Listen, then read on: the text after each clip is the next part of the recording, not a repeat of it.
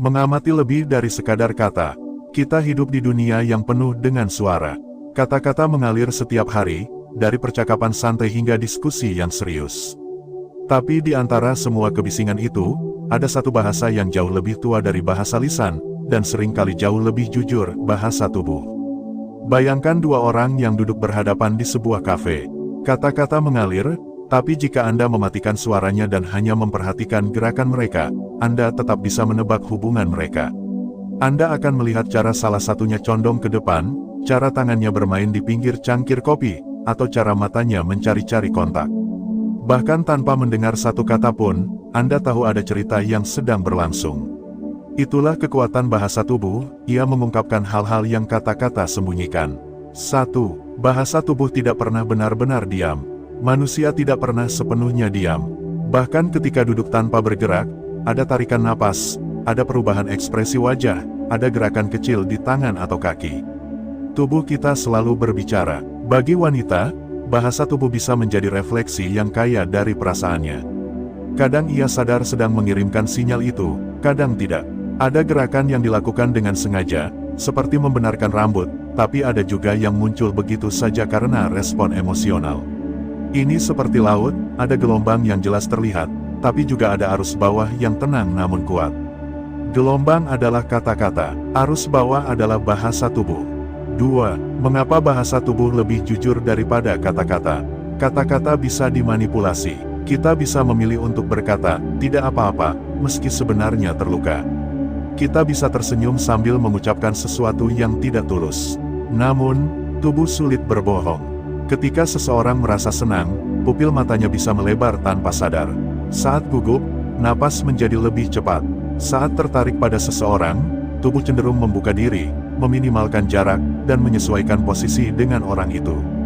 Bahkan jika bibir mengatakan, aku baik-baik saja, bahu yang merosot atau tatapan mata yang menghindar bisa memberi petunjuk sebaliknya. Itulah mengapa memahami bahasa tubuh adalah keterampilan yang berharga. Ia bukan untuk menebak-nebak pikiran orang, tapi untuk menangkap sinyal-sinyal halus yang membantu kita memahami konteks sebenarnya dari sebuah interaksi. 3. Kunci mengamati, pikiran yang tenang. Namun ada satu kesalahan umum yang sering terjadi, orang yang terlalu bersemangat mempelajari bahasa tubuh cenderung mencari tanda yang ingin mereka lihat, bukan tanda yang sebenarnya ada. Disinilah prinsip stoik relevan. Marcus Aurelius menulis dalam Meditations, perhatikan, tetapi jangan terburu-buru menilai. Saat Anda mengamati bahasa tubuh wanita, lakukanlah dengan pikiran yang netral. Jangan langsung menganggap bahwa tatapan yang lebih lama adalah tanda pasti ketertarikan. Bisa jadi ia memang sedang fokus mendengarkan. Seorang pengamat yang baik seperti cermin, ia memantulkan tanpa mengubah. Tidak menambah interpretasi yang tidak perlu, tidak menghapus fakta yang terlihat. 4. Mengamati seperti filsuf, bukan seperti detektif. Banyak orang memperlakukan bahasa tubuh seperti teka-teki yang harus dipecahkan segera. Mereka mencari bukti yang menguntungkan, seolah-olah sedang menginvestigasi. Padahal, tujuan memahami bahasa tubuh bukanlah untuk memanipulasi atau menangkap kelemahan orang lain, melainkan untuk membangun pengertian yang lebih dalam. Seorang filsuf tidak bertanya, bagaimana aku bisa menggunakan informasi ini untuk keuntunganku? Ia bertanya, apa yang bisa aku pelajari dari tanda-tanda ini tentang hubungan kami, dan tentang diriku sendiri? Pendekatan ini akan membuat Anda lebih sabar dan tidak mudah terjebak pada asumsi yang salah. 5. Konteks adalah segalanya. Bahasa tubuh tidak bisa diartikan secara terpisah. Sebuah gerakan hanya memiliki makna ketika Anda melihat keseluruhan gambarnya. Misalnya, jika seorang wanita menyentuh rambutnya, bisa jadi ia gugup karena tertarik pada Anda, atau gugup karena sedang wawancara kerja. Jika ia bersandar ke depan, bisa jadi ia ingin mendengar lebih jelas, atau karena ruangan itu bising. Inilah sebabnya Anda tidak boleh menilai hanya dari satu tanda. Perhatikan pola, apakah ia sering melakukan hal itu hanya kepada Anda, atau kepada semua orang? Apakah tanda itu muncul bersamaan dengan tanda lain yang searah maknanya? Orang bijak selalu mengumpulkan bukti yang cukup sebelum menarik kesimpulan. 6. Kesabaran dalam membaca sinyal. Bahasa tubuh tidak bisa dibaca tergesa-gesa. Ia seperti sebuah buku yang ditulis dengan huruf-huruf samar, yang hanya terbaca ketika Anda meluangkan waktu untuk melihatnya dari berbagai sudut. Kadang, Tanda-tanda itu baru terasa ketika Anda membandingkan interaksi di beberapa kesempatan. Anda mungkin menyadari bahwa di antara banyak orang, ia hanya menatap Anda sedikit lebih lama. Atau hanya kepada Anda ia menanyakan kabar dengan nada suara yang lebih lembut. Kesabaran bukan hanya membantu Anda memahami dengan lebih akurat, tapi juga membuat Anda terlihat sebagai pribadi yang tidak mudah goyah, kualitas yang dihormati dalam filosofi Stoik. 7. Menghindari bias pribadi. Ada kecenderungan alami dalam diri manusia untuk melihat apa yang mereka ingin lihat. Jika Anda diam-diam berharap seseorang tertarik pada Anda akan lebih mudah mengartikan tanda-tanda netral sebagai tanda positif. Itulah sebabnya pengamatan harus disertai disiplin mental. Anda harus bersedia menerima kemungkinan bahwa tanda-tanda yang Anda lihat mungkin berarti sesuatu yang berbeda dari yang Anda harapkan. Seorang stoik menerima kenyataan apa adanya, tanpa memaksakan harapan ke dalamnya. Ia tahu bahwa kebenaran lebih berharga daripada kepuasan sesaat. 8. Mengapa topik ini penting? Mungkin ada yang bertanya, kenapa repot-repot membaca bahasa tubuh? Bukankah lebih baik bertanya langsung? Ya, bertanya langsung tentu cara terbaik jika hubungan sudah cukup dekat. Tapi tidak semua situasi memungkinkan itu. Ada kalanya hubungan masih di tahap awal, dan Anda ingin tahu arah perasaan seseorang tanpa membuatnya merasa terpojok. Selain itu, memahami bahasa tubuh juga membantu Anda berinteraksi dengan lebih peka. Anda bisa menyesuaikan sikap ketika melihat seseorang mulai merasa tidak nyaman, atau memberikan ruang ketika melihat tanda-tanda lelah. Ini bukan hanya tentang romansa, tapi juga tentang empati. 9. Menjadi pengamat yang dihormati. Ada satu hal yang harus digarisbawahi, membaca bahasa tubuh bukanlah untuk mengintip atau memata-matai, melainkan untuk memahami. Perbedaan niat akan terlihat jelas dalam perilaku Anda. Jika Anda mengamati dengan rasa hormat, orang lain akan merasa aman. Mereka akan lebih mungkin menunjukkan bahasa tubuh yang jujur. Tapi jika Anda mengamati seperti pemburu yang mengintai mangsa, orang akan merasa diawasi dan mulai menutup diri. Niat Anda membentuk energi di sekitar Anda, dan energi itu akan mempengaruhi respon orang lain. 10. Memahami sebagai jalan menuju hubungan yang lebih jujur. Pada akhirnya, memahami bahasa tubuh adalah bagian dari membangun hubungan yang sehat. Anda menjadi lebih peka terhadap perasaan orang lain, lebih sadar terhadap dampak perilaku Anda, dan lebih siap untuk berkomunikasi dengan cara yang membangun, bukan meruntuhkan. Seorang stoik tidak berusaha mengendalikan orang lain, hanya mengendalikan dirinya sendiri. Tapi ia tahu, dengan memahami orang lain, ia bisa bertindak lebih bijaksana. Dan itulah awal dari semua hubungan yang baik, kebijaksanaan dalam merespon, bukan hanya ketangkasan dalam berbicara. 3 tanda pertama yang paling mudah terlihat. Di bagian sebelumnya kita sudah berbicara tentang pentingnya mengamati lebih dari sekadar kata-kata. Kini, kita mulai masuk ke tanda-tanda spesifik yang dapat memberi petunjuk tentang perasaan wanita. Dan kita akan memulainya dari yang paling jelas, namun seringkali juga yang paling disalahartikan. Ketiga tanda pertama ini adalah tanda yang, jika diperhatikan dengan tenang, bisa memberi gambaran awal tentang kenyamanan dan keterbukaan perasaan seseorang. Tapi ingat, tidak satu pun tanda ini adalah bukti tunggal. Ia baru berarti ketika dilihat bersama tanda lain dan dalam konteks yang tepat. Tanda 1 kontak mata yang bertahan lebih lama. Kontak mata adalah salah satu bentuk komunikasi tertua. Sebelum manusia punya bahasa lisan, tatapan mata sudah menjadi cara untuk menyampaikan niat, rasa takut, rasa penasaran, bahkan kasih sayang. Bagi banyak orang, kontak mata adalah jendela ke dalam jiwa. Dan bagi wanita, tatapan yang bertahan sedikit lebih lama dari normal seringkali menjadi sinyal bahwa ia merasa nyaman, tertarik, atau setidaknya memberi perhatian penuh pada Anda. Bayangkan 2 skenario. Skenario pertama, Anda berbicara dengan seseorang, dan ia hanya menatap sebentar lalu matanya berkeliaran ke sekeliling ruangan. Skenario kedua, Anda berbicara, dan ia menatap Anda beberapa detik lebih lama dari biasanya, bahkan setelah Anda selesai bicara. Yang kedua ini memberi rasa bahwa ada hubungan yang terjalin di sana, walau mungkin belum tentu romantis. Namun, disinilah letak tantangannya, kontak mata yang lama tidak selalu berarti ketertarikan. Dalam budaya tertentu, kontak mata adalah tanda sopan santun, sementara dalam budaya lain, ia bisa dianggap terlalu agresif. Bahkan beberapa orang memiliki kebiasaan alami untuk menatap lebih lama karena kepribadian mereka yang hangat atau rasa percaya diri yang tinggi. Bagaimana cara membacanya dengan bijak?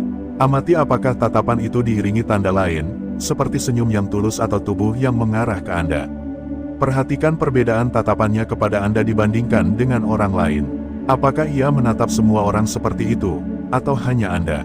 Seorang stoik akan mengamati tanpa tergesa-gesa, menyadari bahwa tatapan hanyalah satu riak kecil di permukaan dan belum tentu menunjukkan arus besar di bawahnya. Tanda dua senyum yang menghangatkan, bukan sekadar formalitas. Senyum adalah bahasa universal, tapi tidak semua senyum diciptakan sama. Ada senyum yang datar, yang dilakukan demi sopan santun, seperti saat kita bertemu tetangga di lift. Ada pula senyum yang tulus, yang memancar dari mata dan mengubah seluruh ekspresi wajah. Wanita yang tersenyum tulus kepada Anda akan menunjukkan tanda-tanda kecil yang membedakannya, sudut bibir terangkat alami, otot-otot sekitar mata mengerut sedikit dikenal sebagai Duchenne smile dan ada kilau di tatapan. Senyum tulus ini adalah tanda kenyamanan. Ia bisa berarti ia menghargai kehadiran Anda, merasa aman di sekitar Anda, atau bahkan menikmati interaksi yang terjadi. Namun, seperti halnya kontak mata, senyum pun harus dibaca hati-hati. Beberapa orang secara alami murah senyum. Ada juga yang tersenyum untuk menutupi rasa gugup atau untuk menghindari konflik. Bagaimana cara membacanya dengan bijak? Amati apakah senyum itu muncul spontan, atau hanya ketika situasinya menuntut senyum. Perhatikan apakah senyum itu disertai perubahan bahasa tubuh lain, seperti condong ke depan atau menyentuh lengan Anda.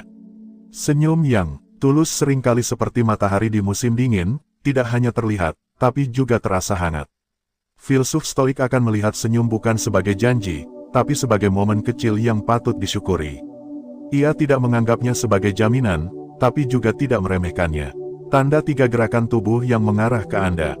Tubuh kita memiliki cara sendiri untuk menunjukkan kepada siapa kita merasa tertarik atau percaya. Salah satu sinyal paling kuat adalah orientasi tubuh. Ketika seseorang merasa nyaman, tubuhnya akan cenderung menghadap langsung ke orang itu. Ini bisa terlihat dari posisi bahu, arah lutut, atau bahkan posisi kaki. Misalnya, jika Anda berada di sebuah kelompok dan wanita itu duduk dengan bahu dan lututnya mengarah ke Anda, itu adalah tanda bahwa perhatian utamanya tertuju pada Anda, meskipun ia berbicara dengan orang lain. Mengapa ini terjadi? Karena tubuh manusia secara naluriah membuka diri kepada orang atau hal yang mereka sukai. Ini adalah sisa dari insting sosial kita, membuka tubuh berarti menandakan kepercayaan, sementara memalingkan tubuh adalah tanda penolakan atau kehati-hatian. Namun, sekali lagi, konteks penting. Orang bisa menghadap ke arah Anda karena faktor ruang, misalnya posisi kursi, atau karena sedang mendengarkan Anda secara aktif dalam percakapan formal. Bagaimana cara membacanya dengan bijak? Lihat apakah ia mengubah posisi tubuhnya saat Anda datang atau saat Anda berbicara. Perhatikan apakah gerakan menghadap ini diikuti oleh bahasa tubuh terbuka lain, seperti tangan tidak disilangkan atau tubuh condong sedikit ke depan. Mengapa tiga tanda ini penting untuk diamati bersama? Masing-masing tanda di atas memiliki arti tersendiri, tapi ketika ketiganya muncul bersamaan, maknanya bisa menjadi lebih jelas. Bayangkan ini, ia menatap Anda sedikit lebih lama, tersenyum tulus, dan tubuhnya mengarah ke Anda. Kombinasi ini biasanya menunjukkan bahwa ia merasa nyaman dan terbuka terhadap Anda, bahkan jika ia belum menyadarinya sepenuhnya. Namun, ingatlah bahwa tujuan dari mengamati tanda-tanda ini bukanlah untuk mencari bukti, rasa suka, tapi untuk memahami dinamika interaksi yang sedang terjadi. Orang yang bijak tidak akan menumpuk harapan di atas tanda-tanda awal ini. Ia akan melihatnya, mencatatnya di pikiran, dan membiarkannya menjadi bagian dari gambaran besar. Pendekatan stoik dalam membaca tanda awal. Seorang stoik akan mengamati tanda-tanda ini dengan tiga prinsip. 1. Tidak menggantungkan kebahagiaan pada hasil. Jika tanda-tanda ini memang menunjukkan ketertarikan, itu adalah bonus. Tapi jika ternyata tidak, hidup tetap berjalan. 2. Menerima ketidakpastian sebagai bagian dari hidup. Anda tidak akan pernah tahu dengan pasti isi hati orang lain hanya dari bahasa tubuh. Dan itu tidak apa-apa, yang penting adalah interaksi itu sehat dan saling menghormati. 3. Menjaga integritas dalam respon. Apapun tanda yang Anda lihat, jangan gunakan untuk memanipulasi atau memaksa. Responlah dengan tulus dan hormat, bukan dengan strategi yang merugikan pihak lain. 3 tanda awal ini adalah pintu masuk untuk memahami bahasa tubuh wanita. Di bagian selanjutnya, kita akan membahas 6 tanda yang lebih halus, tanda-tanda yang mungkin tidak semua orang perhatikan, tapi seringkali justru mengandung makna yang lebih dalam. 6 tanda berikutnya yang lebih halus tapi bermakna. Jika 3 tanda pertama adalah pintu gerbang yang mudah terlihat, maka 6 tanda berikut ini adalah lorong-lorong yang lebih dalam. Tidak semua orang bisa menyadarinya. Kadang, tanda ini muncul sekejap, lalu hilang, seperti kilatan cahaya di air. Namun, bagi pengamat yang tenang dan sabar, tanda-tanda ini bisa menjadi petunjuk yang kaya akan makna. Tanda 4 menyentuh rambut atau wajah saat bersama Anda. Gerakan ini seringkali dianggap klise dalam bahasa tubuh, tapi sebenarnya cukup kompleks. Ketika seorang wanita menyentuh rambut atau wajahnya di hadapan Anda, itu bisa memiliki beberapa kemungkinan makna.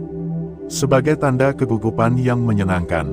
Saat seseorang merasa gugup namun bahagia berada di sekitar orang lain, ia sering melakukan gerakan yang membuatnya merasa nyaman.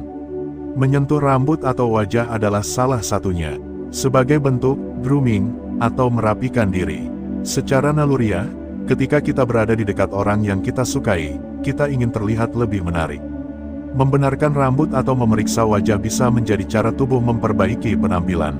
Sebagai gerakan tanpa sadar, kadang, ini memang hanya kebiasaan atau refleks, tanpa makna emosional tertentu.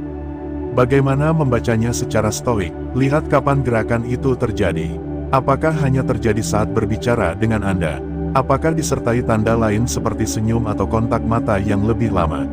Seorang stoik tidak akan menafsirkan gerakan ini sebagai bukti tunggal, melainkan sebagai potongan kecil dalam puzzle. Tanda 5 menggigit atau membasahi bibir. Bibir adalah salah satu area tubuh yang sangat ekspresif. Ketika seseorang menggigit bibir bawah atau membasahinya, itu bisa menjadi tanda ketegangan emosional.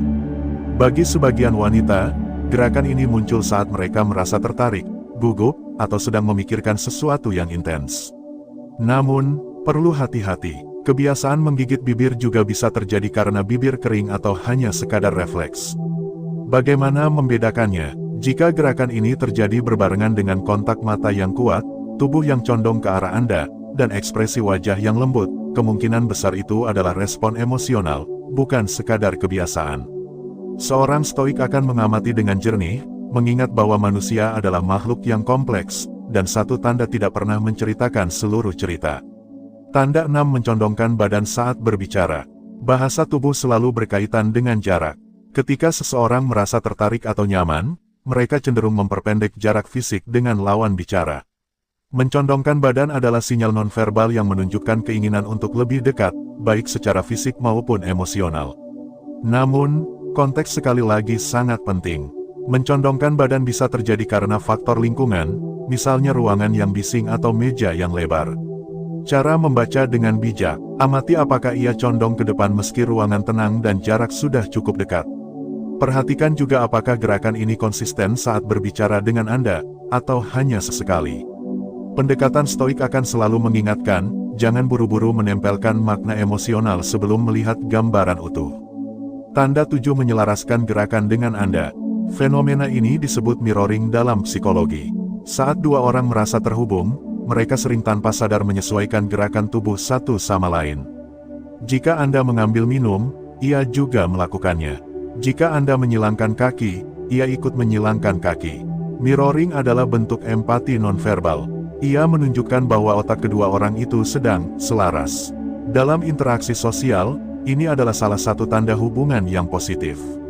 Namun, mirroring juga bisa dilakukan secara sadar oleh orang yang mempelajari teknik komunikasi atau negosiasi. Jadi, jangan menganggap setiap kemiripan gerakan sebagai tanda ketertarikan romantis. Seorang stoik akan menganggap mirroring sebagai sinyal keterhubungan, tapi tidak menjadikannya satu-satunya dasar kesimpulan. Tanda 8 menyentuh Anda secara halus. Sentuhan adalah bahasa primitif yang sangat kuat. Sejak bayi, kita mengenal dunia melalui sentuhan. Sentuhan singkat di lengan saat tertawa, tepukan ringan di bahu, atau meraih tangan Anda sesaat bisa menjadi tanda kenyamanan, rasa sayang, atau bahkan ketertarikan. Namun, budaya dan kepribadian berperan besar. Di beberapa budaya, sentuhan ringan adalah hal biasa dalam percakapan, sementara di budaya lain itu dianggap terlalu pribadi. Cara membacanya secara bijak, perhatikan frekuensi dan konteks. Apakah ia cenderung menyentuh semua orang dengan cara yang sama, atau hanya Anda? Apakah sentuhan itu terjadi di momen emosional tertentu? Pendekatan stoik menekankan penghormatan terhadap batas. Tidak semua sentuhan berarti undangan untuk lebih dekat. Kadang, sentuhan hanya berarti aku mendengar, atau aku peduli, tanpa makna romantis. Tanda 9 ekspresi wajah yang lembut saat menatap Anda. Ekspresi wajah bisa mengungkapkan banyak hal yang kata-kata tidak mampu. Wajah yang rileks, mata yang sedikit menyipit dengan senyum samar, atau tatapan yang hangat adalah tanda bahwa ia merasa aman dan nyaman bersama Anda. Ini berbeda dari tatapan sekilas atau ekspresi netral. Ekspresi lembut biasanya muncul saat seseorang benar-benar hadir di momen itu dan tidak terburu-buru ingin mengakhirinya. Namun, seperti semua tanda lain, ekspresi lembut juga bisa muncul karena faktor situasi, misalnya percakapan tentang topik yang menyenangkan atau suasana hati yang baik secara umum. Seorang stoik akan mengamati ekspresi ini dengan rasa syukur, tanpa mengikatnya pada ekspektasi tertentu. Menggabungkan 6 tanda ini, jika Anda melihat satu atau dua tanda ini secara terpisah, jangan terburu-buru menilai. Tapi jika beberapa tanda muncul bersamaan dan konsisten di berbagai kesempatan, itu bisa menjadi indikasi kuat bahwa ada rasa nyaman atau ketertarikan. Contohnya, ia mencondongkan badan saat berbicara, menyentuh rambutnya, dan memberi senyum lembut setiap kali bertemu mata Anda. Ketika Anda minum, ia ikut minum. Sesekali ia menyentuh lengan Anda saat tertawa. Kombinasi seperti ini jarang terjadi secara kebetulan, terutama jika konsisten. Namun, prinsip stoik tetap berlaku, yang terpenting bukan memprediksi hasil hubungan, tapi menjaga integritas diri dalam setiap interaksi. Risiko salah tafsir. Ada 3 jebakan umum saat membaca bahasa tubuh wanita. 1. Mengabaikan konteks. Tanpa melihat situasi keseluruhan, Anda bisa salah mengartikan sinyal netral sebagai tanda ketertarikan. 2. Mengasumsikan semua orang sama. Gaya bahasa tubuh berbeda antara individu. Apa yang bagi satu orang berarti ketertarikan, bagi orang lain mungkin hanya kebiasaan. 3. Memasukkan harapan ke dalam pengamatan. Saat hati sudah berharap, pikiran akan mencari tanda-tanda yang mendukungnya. Ini membuat Anda buta terhadap tanda-tanda yang berlawanan. Pendekatan stoik, membaca tanpa memiliki. Seorang pengamat stoik memegang satu prinsip penting. Lihatlah tanda-tanda itu, tapi jangan miliki mereka. Artinya, jangan menganggap tanda itu sebagai milik Anda atau sebagai janji yang harus ditepati. Tanda hanyalah tanda, yang terjadi setelahnya berada di luar kendali Anda. Dengan sikap ini, Anda bisa mengamati tanpa tekanan, memahami tanpa memaksa, dan membangun hubungan dengan dasar saling menghargai, bukan sekadar membaca sinyal untuk keuntungan pribadi. Membaca bahasa tubuh, membaca kehidupan. Pada akhirnya, memahami bahasa tubuh bukan hanya soal menebak apakah dia suka pada kita atau tidak. Itu adalah latihan membaca manusia, dan manusia, termasuk diri kita, adalah makhluk yang rumit. Setiap senyum, tatapan, atau sentuhan adalah hasil dari sejarah, kebiasaan, emosi, dan keadaan yang saling berlapis. Seorang yang berpikiran stoik tidak hanya belajar melihat tanda, tapi juga belajar melihat keterbatasan pengamatannya. Karena sebanyak apapun kita berusaha, kita tak pernah bisa membaca hati seseorang dengan sempurna. Menggabungkan ke-9 tanda, mari kita rekap. 1. Kontak mata yang intens dan lebih lama, tanda keterhubungan emosional. 2. Senyum yang tulus dan konsisten, sinyal kenyamanan dan penerimaan. 3. Posisi tubuh terbuka, undangan nonverbal untuk interaksi. 4. Menyentuh rambut atau wajah, gerakan self-soothing atau grooming. 5. Menggigit atau membasahi bibir, respon emosional atau refleks. 6. Mencondongkan badan, mengurangi jarak, meningkatkan keintiman. 7. Menyelaraskan gerakan dengan Anda, mirroring, tanda empati dan sinkronisasi. 8. Sentuhan ringan dan berulang, komunikasi emosional lewat kulit. 9. Ekspresi lembut saat menatap, sinyal rasa aman dan nyaman.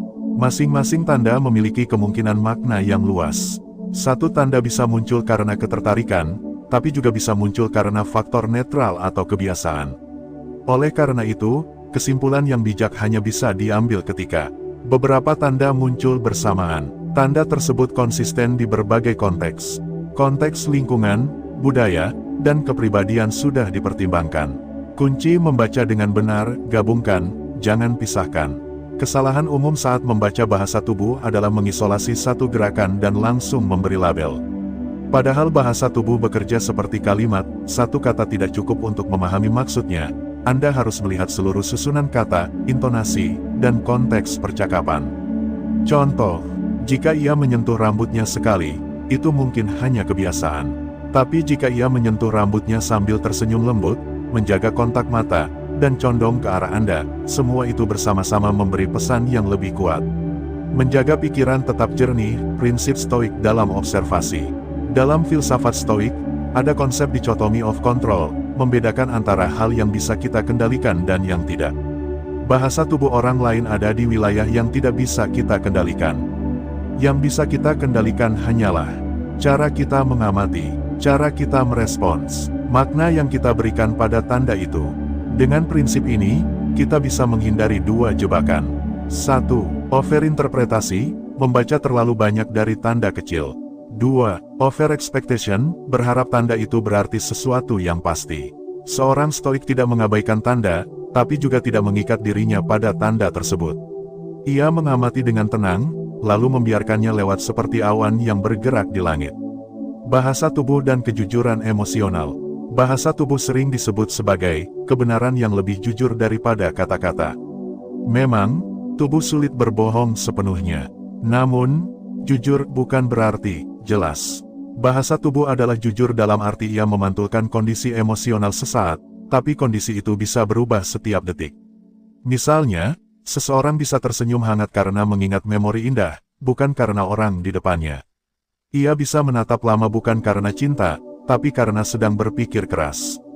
Kejujuran emosional tidak otomatis berarti kejelasan makna. Dan disinilah peran pengamatan yang sabar. Membaca orang lain, membaca diri sendiri. Latihan membaca bahasa tubuh akan gagal jika hanya diarahkan keluar. Kita perlu menyeimbangkannya dengan membaca bahasa tubuh kita sendiri. Apakah kita memberi sinyal keterbukaan atau penutupan? Apakah tatapan mata kita mengundang atau menjauhkan? Apakah bahasa tubuh kita selaras dengan kata-kata kita? Seringkali, kita ingin dimengerti, tapi lupa bahwa orang lain juga membaca sinyal yang kita keluarkan. Jika kita ingin hubungan yang jujur dan hangat, bahasa tubuh kita perlu memancarkan kejujuran dan kehangatan yang sama. Bahasa tubuh sebagai seni, bukan ilmu pasti. Ilmu komunikasi nonverbal memberi kita teori, tapi kehidupan memberi kita konteks yang tak terhitung jumlahnya. Tidak ada rumus tunggal yang selalu benar. Membaca bahasa tubuh lebih mirip melukis daripada menghitung. Anda menggabungkan warna, bayangan, cahaya, dan tekstur untuk menciptakan makna. Kadang, makna itu jelas. Kadang, ia kabur, dan kita hanya bisa menebaknya. Disinilah kita belajar menerima ketidakpastian sebagai bagian dari seni membaca manusia. Menghormati batas. Ada sisi etis dalam membaca bahasa tubuh. Jika kita terlalu fokus menguraikan setiap gerakan orang lain, kita bisa lupa bahwa setiap orang punya hak untuk menyimpan sebagian dirinya.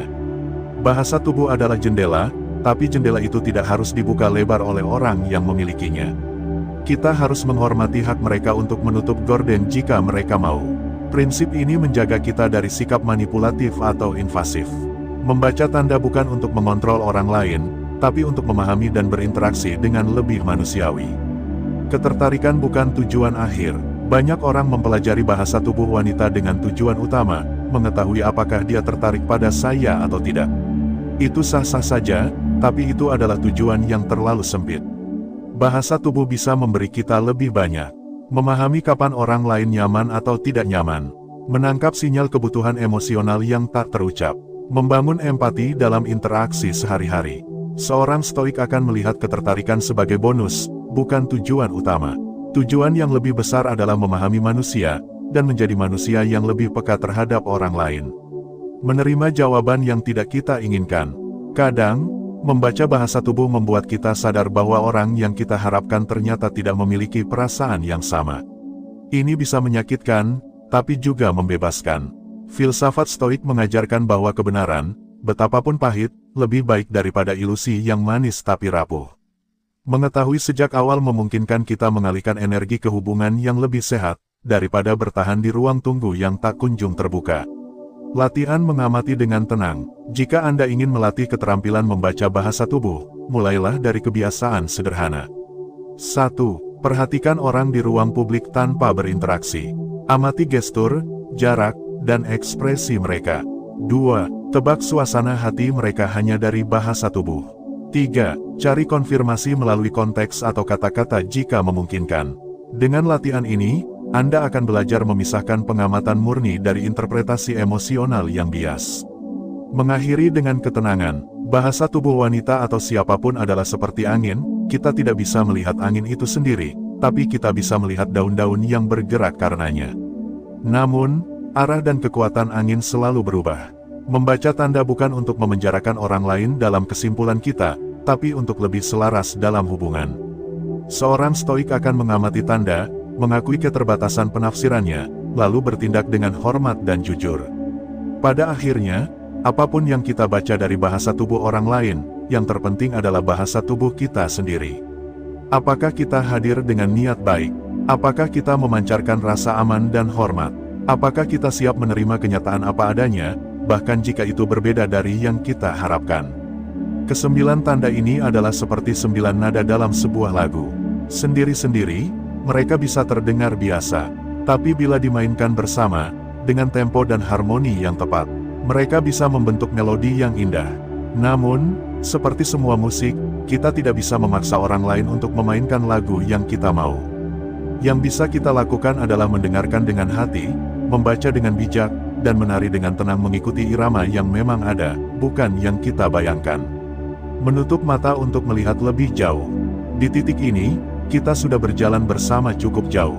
Kita memulai dengan rasa ingin tahu sederhana, bagaimana cara membaca bahasa tubuh wanita.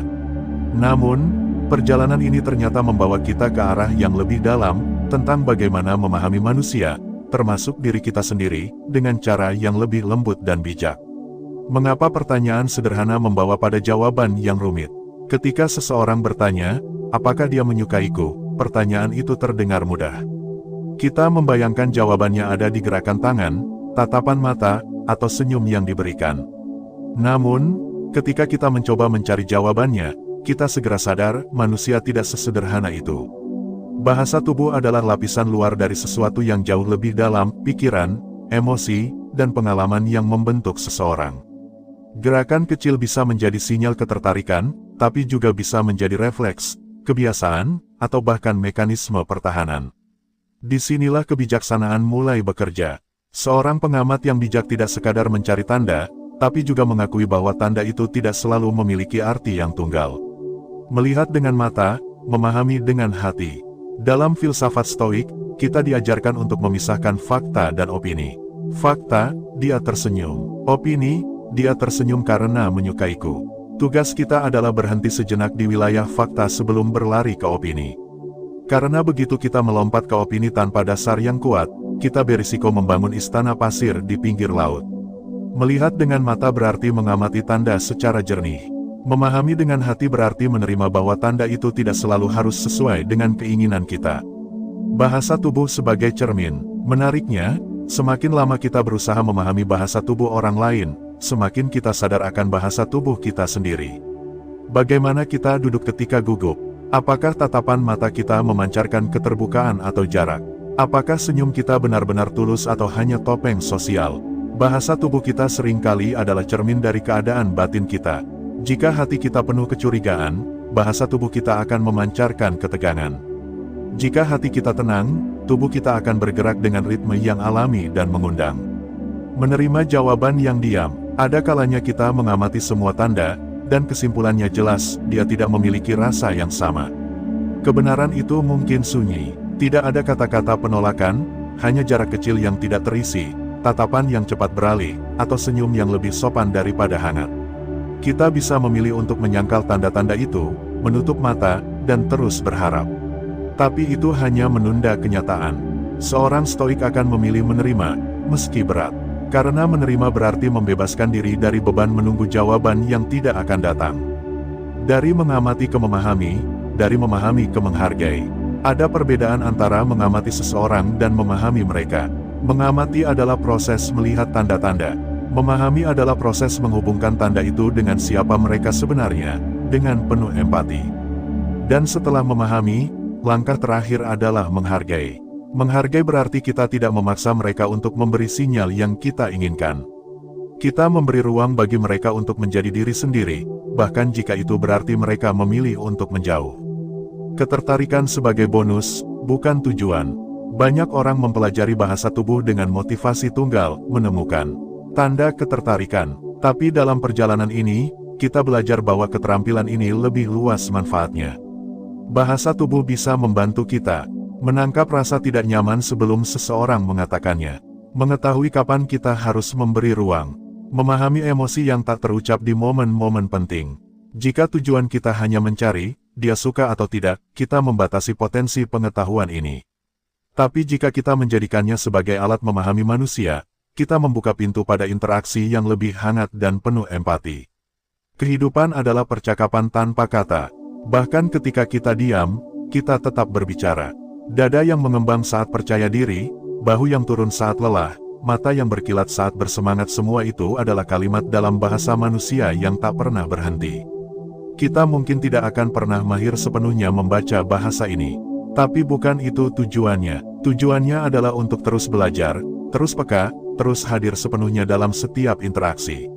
Mengosongkan gelas. Ada satu prinsip penting dalam belajar membaca bahasa tubuh, mengosongkan gelas. Artinya, kita menanggalkan asumsi yang berlebihan dan membiarkan pengamatan mengisi kita secara alami. Karena jika gelas sudah penuh dengan prasangka dan keinginan, air kebenaran hanya akan tumpah. Mengosongkan gelas berarti bersedia belajar dari setiap orang, setiap momen, setiap sinyal, tanpa terburu-buru memberi label. Menutup lingkaran, kita memulai dari rasa ingin tahu, lalu belajar 9 tanda bahasa tubuh yang sering menjadi sinyal perasaan.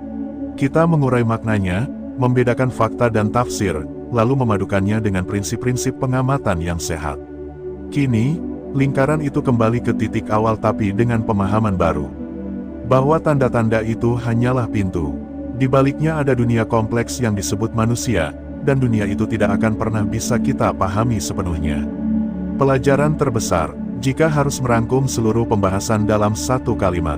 Baca tanda, tapi jangan jadi tawanan tanda. Gunakan pengamatan untuk membangun pengertian, bukan untuk mengontrol. Gunakan pemahaman untuk menciptakan hubungan yang sehat, bukan untuk memanipulasi. Dan gunakan penerimaan untuk tetap tenang, bahkan ketika tanda-tanda itu memberi jawaban yang tak kita harapkan. Menatap ke depan, setelah menutup video atau tulisan ini, mungkin Anda akan kembali berinteraksi dengan orang-orang di sekitar Anda. Mungkin Anda akan duduk di kafe, memperhatikan tatapan mata seseorang. Mungkin Anda akan berada di kantor, memperhatikan gerakan tangan rekan kerja. Atau mungkin Anda akan bercermin, memperhatikan bahasa tubuh Anda sendiri. Di setiap momen itu, ingatlah, Anda sedang membaca sebuah puisi yang tak pernah selesai. Dan seperti semua puisi, keindahannya ada pada ruang kosong di antara kata-kata atau dalam hal ini, di antara gerakan. Akhir yang tenang, mengetahui 9 tanda bahasa tubuh wanita bukanlah akhir dari perjalanan.